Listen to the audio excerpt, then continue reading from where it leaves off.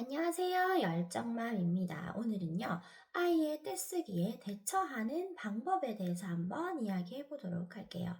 아이가 떼를 쓰는 상황은 아이가 스스로 혼자 하는 행동이죠. 아이의 떼쓰기는 사실 아이에게 있어서는 자신의 의견을 주장하는 가장 확실한 방법입니다. 그렇기 때문에 아이가 떼를 쓰는 이유는 사실 나에게 관심을 가져줘, 나의 이야기를 들어줘 라는 뜻입니다.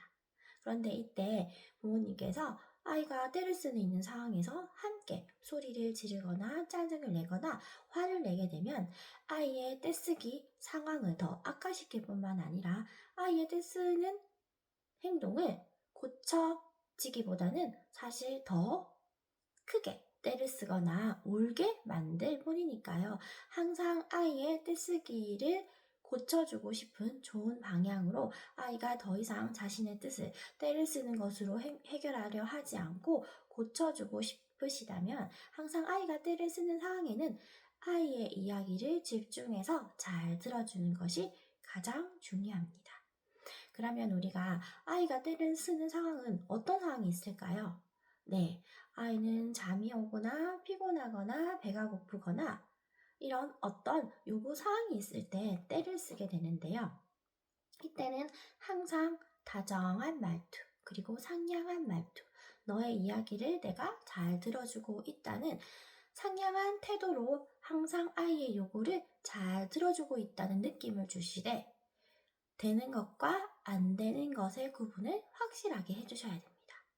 상냥하되 단호한 어떤 규칙이 항상 똑같은 규칙이 있어야지만 아이도 이런 상황에서 내가 이런 요구를 하는 것은 내가 때를 써도 원하는 대로 되지 않구나 라는 것을 알게 돼요.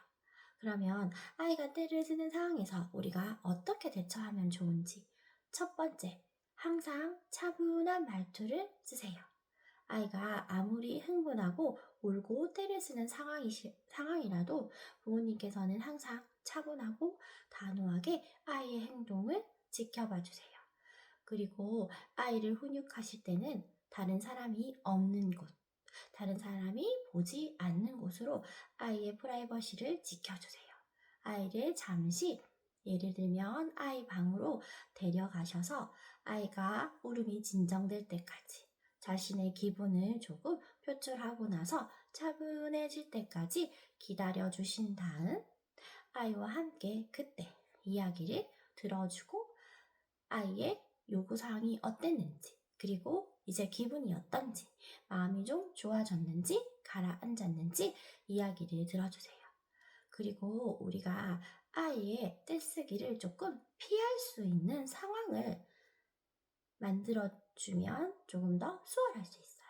예를 들어서 아이들은 항상 큰 매장, 마트나 백화점이나 쇼핑센터에 가면 떼를 많이 쓰는 상황을 볼 수가 있어요. 그런데 이때 아이의 요구사항이 있어요. 내가 계획하려던 물건 외에 아이들은 항상 어떤 물건이 갖고 싶으면 사달라고 요구를 하죠. 이때 분명한 선이 있어야 돼요. 이것은 사줄 수 있는 것, 이것은 내가 전혀 계획하지 않았던 물건을 아이가 사달라고 하는 상황이면 이것은 내가 어떤 한계를 정해두세요. 이거는 내가 사줄 수 있는 거, 너에게 이거는 사줄 수 없는 것. 그리고 만약 절대 하시면 안 하는 행동이 있어요. 아이가 너무 울어서 마음이 약해지셔서 그런 규칙을 중도에 절대 변경하지 마세요.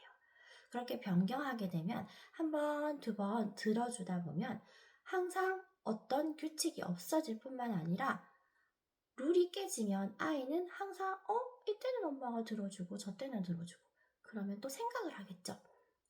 다음번에도 내가 원하는 것이 있거나 요구사항이 있으면 이렇게 크게 울고 때를 쓰면 엄마가 들어줄 수도 있는구나 라고 생각을 해서 절대 아이에게 떼쓰기에 도움이 되지 않습니다.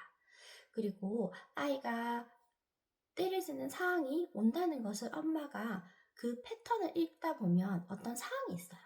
그러면 그렇게 피곤해지기 전에 아이가 짜증을 내기 전에 어떤 재미있는 아이가 좋아하는 이벤트를 미리 해주는 것을 추천드려요.